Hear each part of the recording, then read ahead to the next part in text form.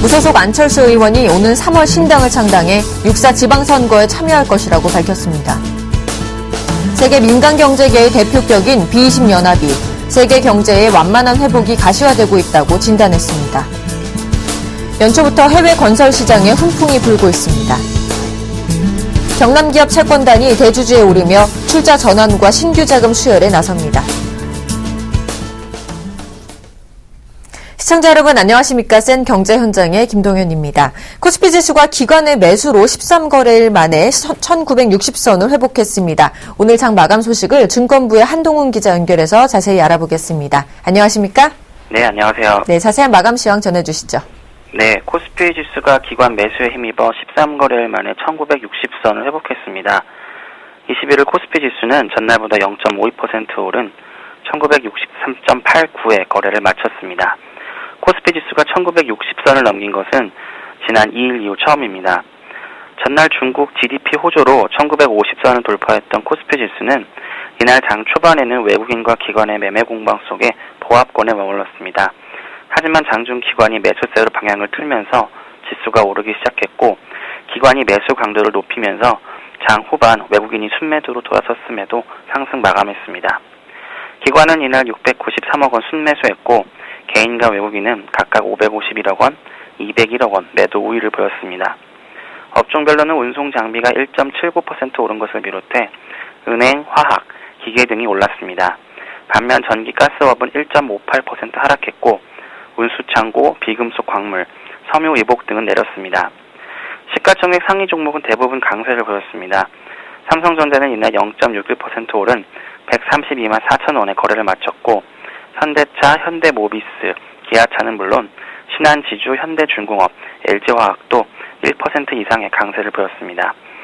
반면 네이버가 2.37% 하락했고 한국전력, SK하이닉스 등이 약세를 보였습니다. 이날 삼성중공업, 대우조선해양, 현대중공업 등 조선주들도 큰 폭으로 올랐습니다. 코스닥 지수는 전날보다 0.19% 오른 520.99에 거래를 마쳤고요. 원달러 환율은 전날보다 1.6원 오른 1065.3원에 마감했습니다. 네, 언급하셨다시피 오늘 조선주들이 강세를 보인 하루였는데요. 이유가 뭐죠? 네, 전문가들은 조선주들의 수주가 견조하기 때문에 최근 주가 하락에 따라 저가 매수세가 들어왔기 때문이라고 분석하고 있습니다.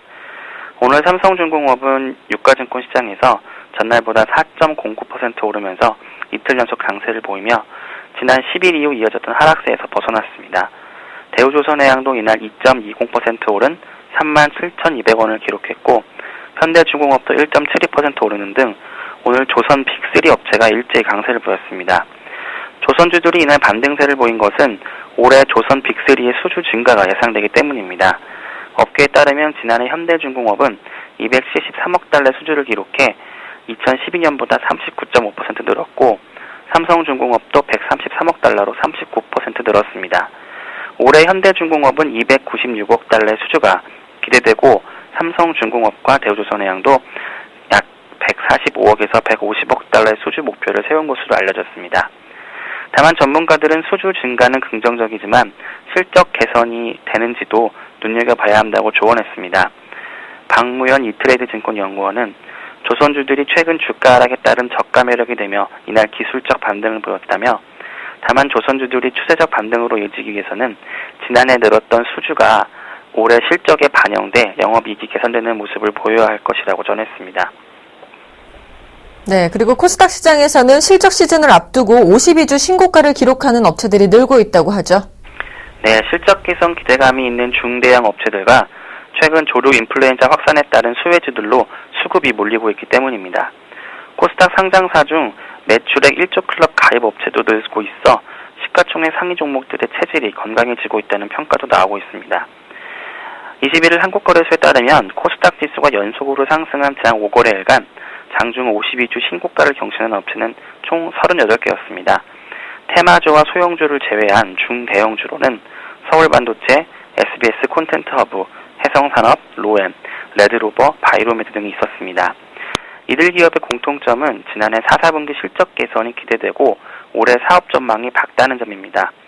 이현주 우리투자증권연구원은 최근 코스닥 시장에서 52주 신고가를 기록하는 종목들이 늘고 있는 것은 코스닥 중대형 종목들이 지난해 말 4개월 정도 약세를 보여 주가가 싸진 데다 유가증권 시장 상장사들의 실제 고려가 커지면서 코스닥 시장을 대안시장으로 접근하는 기관과 외국인이 많아졌기 때문이라고 설명했습니다. 실제로 코스닥 시장에서 외국인은 연초 이후 이 거래를 제외하고 연일 순매수세를 이어오고 있습니다. 이 기간 외국인은 코스닥 시장에서 총 2,612억 원을 순매수했습니다. 지난해 매출액이 1조 원 이상인 상장사도 4곳이 추가될 것으로 예상됩니다. 금융정보업체 FN가이드에 따르면 서울반도체, 평화전공, 파트론, 인터파크 4곳이 지난해 매출액 1조 원을 돌파할 것으로 예상됩니다. 기존에 1조 원 이상의 매출액을 올렸던 7곳에서 4곳이 늘어나는 건데요. 또 1조 원 미만으로 매출액이 줄어드는 곳은 단 한 곳도 없을 것으로 보인다고 FN가이드는 분석했습니다. 네, 잘 들었습니다. 지금까지 증권부의 한동훈 기자와 함께했습니다. 오늘도 도움 말씀 고맙습니다. 네.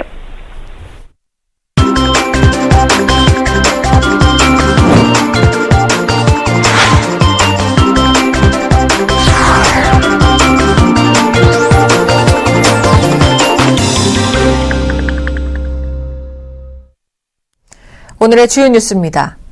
무소속 안철수 의원이 오는 3월 신당을 창당해 6.4 지방선거에 참여할 것이라고 밝혔습니다. 안 의원은 이를 위해 다음 달 창당준비위원회를 발족키로 했습니다. 안 의원이 17개 광역단체장 선거에서 후보를 내는 등 지방선거에 전면 참여 의사를 밝힘에 따라 정치권이 3자 구도화됐습니다. 또 민주당과 신당 간 야권 주도권 경쟁도 격화될 전망입니다. 안 의원은 오늘 기자간담회에서 우리 정치에서 국민 삶이 사라지고 기본이 흔들리고 있다며 낡은 틀로는 더 이상 아무것도 담아낼 수 없어 새 정치 세력이 나설 수밖에 없다는 결론을 내렸다고 말했습니다. 안 의원은 새 정당은 한국 정치 수십 년 병폐를 뿌리 뽑고 대변화를 기필코 이뤄낼 것이라고 강조했습니다. 세계 민간 경제계의 대표격인 B20 연합이 세계 경제의 완만한 회복이 가시화되고 있다고 진단했습니다. B20 연합은 프랑스 파리에서 첫 연례 총회를 열고 세계 경제 전망 보고서를 발표했습니다. B20 연합은 주요 20개국의 정책 논의 과정에 민간 경제계의 입장을 전달하기 위해 2012년 출범했습니다. B20 연합은 보고서에서 올해 세계 경제의 리스크 요인으로 환율 자본시장 불안, 정부 재정 적자, 유동성 과다로 인한 자산 거품을 꼽았습니다. B20 연합은 무역 활성화와 투자 증진, 기업 활동 장벽 해소를 올해 3대 우선 과제로 선정하고 G20 국가 간 정책 공조를 통해 기업하기 좋은 글로벌 환경 조성에 노력할 것을 제안했습니다. 연초부터 해외 건설 시장에 훈풍이 불고 있습니다. 해외 건설협회에 따르면 올 들어 해외 건설 수주액은 27억 383만 6천 달러로 이미 지난해 수준을 넘어섰습니다.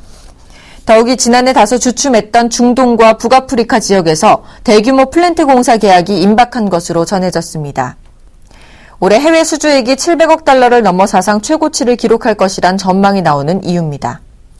국토부 관계자는 지난해 중동에서 보류된 대형 석유화학 플랜트 공사들이 올해 본격적으로 발주될 예정이라며 우리 기업의 수주가 작년보다 늘어날 것이 확실하다고 말했습니다.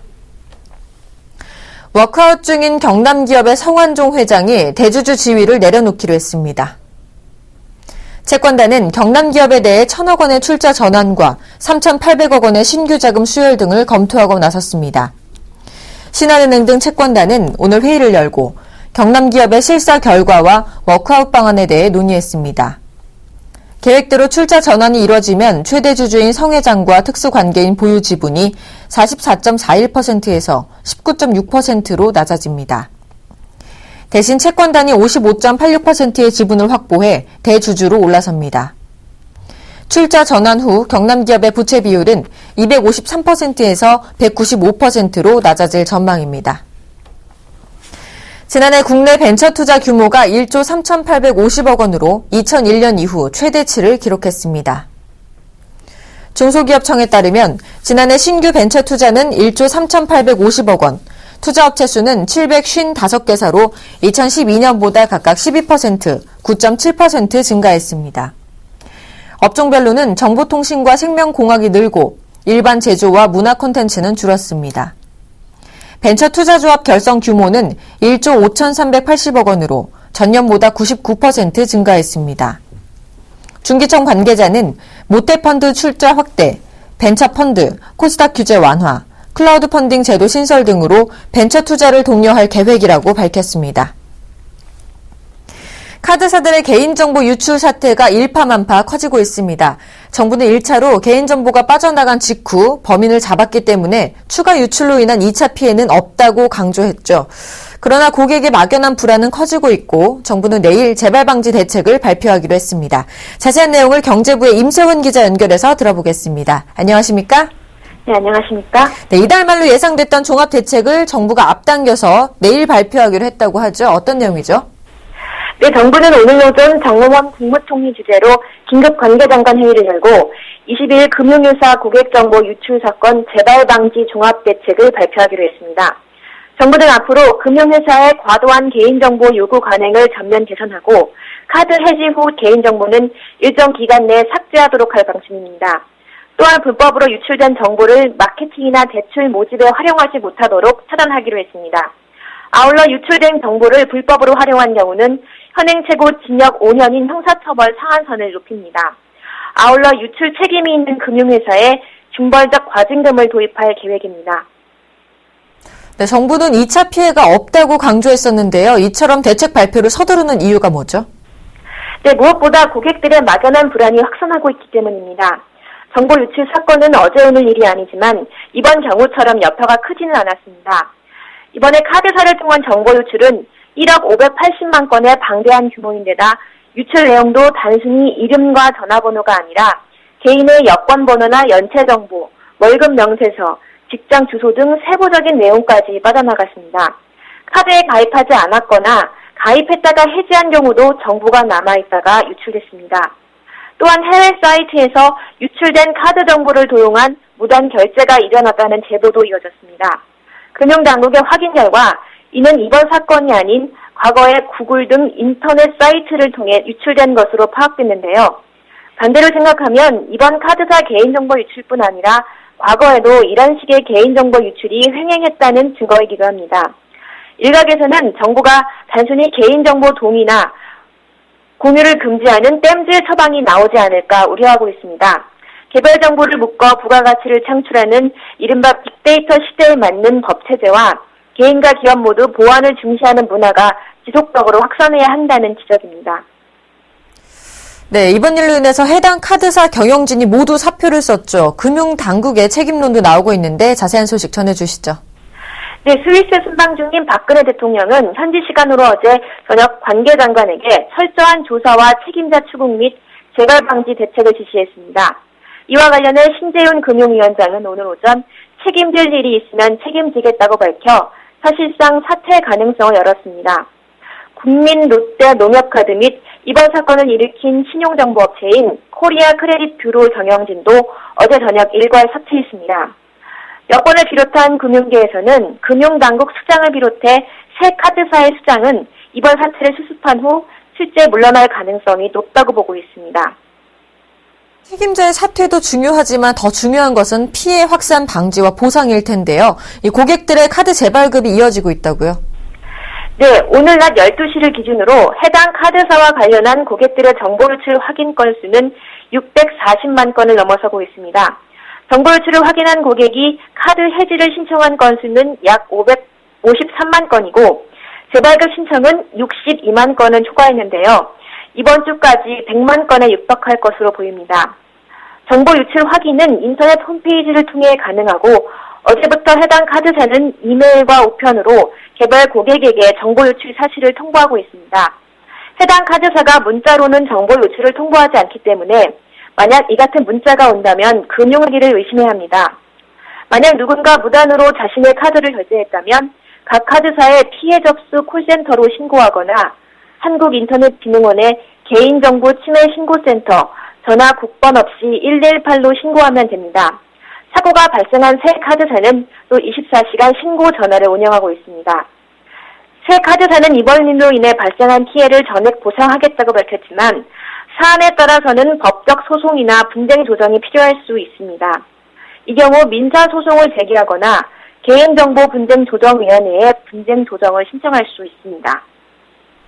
네, 잘 들었습니다. 지금까지 경제부의 임세원 기자와 함께했습니다. 오늘도 도움 말씀 고맙습니다. 네, 감사합니다.